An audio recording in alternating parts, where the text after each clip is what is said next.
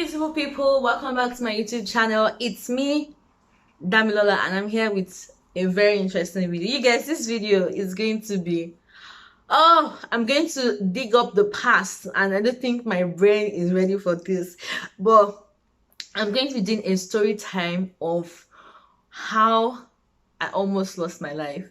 Okay, let me not be so dramatic. Let me just say how my life almost ended as a child. No, that's also dramatic. Let me say the day I thought it was going to be over for me. So that day was, I can never forget that day in my life, because I thought that it was going to be over for me. And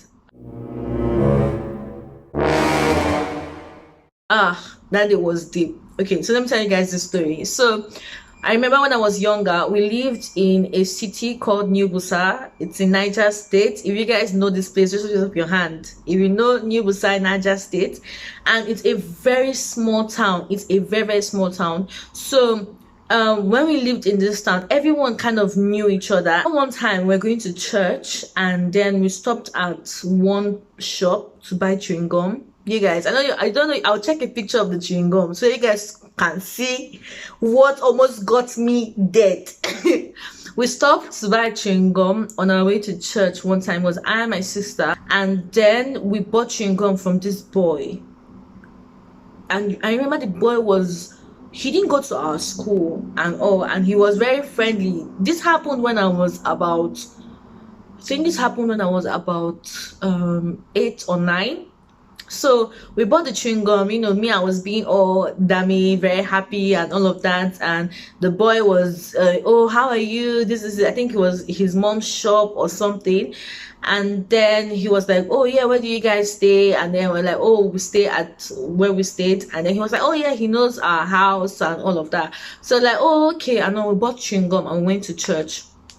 Then one day, one blessed day, it was a weekend. You guys, it was a Saturday. The next Saturday, you guys, oh my god, I remember we're at home and my uncle was in our house, so everyone was at home that day, and my dad, my mom, my mom's elder brother, my cousins were in the house, me and my sister, my younger brother, everyone was in the house.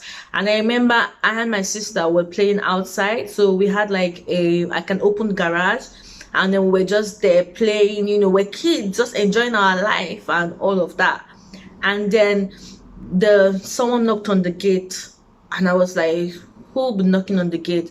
So the security guard like opened the gate and all, and apparently someone was looking for Dami.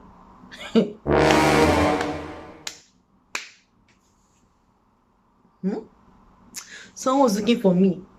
And then I was wondering, like, no one can be looking for me, because if any of my friends wanted to come to our house, they would, my parents would probably bring them, or someone would just not come to my house and start looking for me. And the thing is that all my friends, like our parents knew our friends, so if someone even came to our house, like the security guard would have brought them in if he knew them, but he didn't know this person, so he was like, damn it, someone is looking for you. And I was like, how would someone be looking for me and all of that? And guess what, guys? I got to the gate, and it was this boy. This boy came to my house to come and find me. I was like 8 years old, and this boy came to my house, hey, to come and find me. And then when the security guy was telling me, oh, like, I was like, what are you doing here? I don't know you. Like, why are you in my house? Why did you come to our house and all of that? And he was like, oh, he came to see me, he came to greet me. I was like, hey. Anyway, the security guard, this man, had gone to the house, to the main house, and had gone to tell my dad that, oh, I had a guest. And apparently my dad came out of the house. I was like, because they're meant to report these things, like it's someone he didn't know before, and someone came to look for Dami. So who is he? Where did he come from? And all. They were asking him these questions, and he was telling them he was coming from somewhere. I was like, is it because I bought chewing gum in your hand? What is this? And then my dad came, and the dad was like, what is he doing here? And all, like, am I bringing a man to the house? I was like, I was just 8 years old. Like, what do I even know? Like, I don't understand what this boy is doing here. I didn't tell him to come to the house. And oh, my dad was like, so you're telling a boy to look for you in the house? You know how African parents are. Like, it's not a girl that's looking for you. It's not someone that we know. A random boy came all the way from wherever he came from and came to look for you in your own father's house. Like, and you're telling me you don't know him. And then my dad was like, oh, that today I'm going to learn. That you don't tell people where you live. You don't tell this. I was like, I don't understand what's happening here. I didn't tell him to come. And oh, so they told the boy to enter the compound. The boy to use his legs, his 2 legs, entered my father's compound and then came to the house. And then my dad started quizzing him. My dad was like, where are you from? Where do you know Dami from? Have you guys been meeting before this? See, bear in mind when my dad was asking these questions. The school I went to, I was the youngest in my class. In my whole class, I was the youngest. And I was the youngest. People were 16, 17 in primary 4. People were 18, 19 in primary 4. So you guys get the gist of what I'm saying. So don't think that my dad was being crazy asking those questions, because the town we lived in, one time that he asked those questions, why are you looking for her? Why did you come to the house? If you wanted to see her again, why did you ever to buy chewing gum and everything? And my dad thought that I told him to come to the house. My dad thought that I asked the boy to come to the house. And then my dad was like, today you're going to learn. Anyway, my dad told the boy to kneel down, raise up his hand and close his eyes. And the boy was there like this in our parlor. He was crying. I will never do it again. I will never do it again. I did not do it. Me, I was outside. I couldn't enter the house. I couldn't run away. I thought about everything. I was like, should I run? I can't. If I run, the house to the gate is like a 5 minutes run, because it was a very long stretch. Number one thing, that we had 2 gates. The security guard at the second gate would have heard that someone is running and will catch me. Where am I running to? I can't run anywhere. Number 2 is, if I even run, the town will still come and reject me and give me back to my father. I was just thinking about everything, like, should I run away? What's happening? Because my dad is not someone that beats us or whatever, like, but then I just knew that day I was going to get it. He was furious. He was like, what are you doing? How old are you? Why are you talking to boys? And all of that. And I was just there outside, just crying. I was like, Daddy, I don't know him. And my dad, the boy was kneeling down inside the house. Me, I was outside the house. I couldn't enter the house. My mom came. What happened? I was telling my mom. My mom was trying to beg my dad that, okay, she did. My dad was like, no. Then what would have given the boy the chest to come to the house and everything? I was like, oh my God, I'm dead. Today I am dead. Hey! What would they say killed Damilola? Or his man that would have killed me? God, friendliness not scatter my head. I was too friendly to this boy, and I was thinking, why would this useless boy just come and spoil my Saturday? Was it a Saturday or a Sunday? It was one of those days. How would this boy come and spoil my Sunday? Or was it Saturday? I can't remember. I think it was on a Sunday, you guys, because my uncle was in my house, so it was probably a Sunday. And I was, what is this boy doing here? Why is he in this place? And I was crying. I was rolling on the floor outside, because the worst thing that can happen if my dad should beat me. Like, my dad used to use the belt. He used to use the belt, but I can count how many times my dad has beaten me in my life. But around that time, I was doing something very stupid. So my dad beat me like maybe a few months before that. So I didn't want to experience that again. I was just weeping. I was crying outside. Everyone was begging my dad, just leave this boy. Let the boy knelt down there for like 2 hours. I was outside. I was traumatized. I was crying.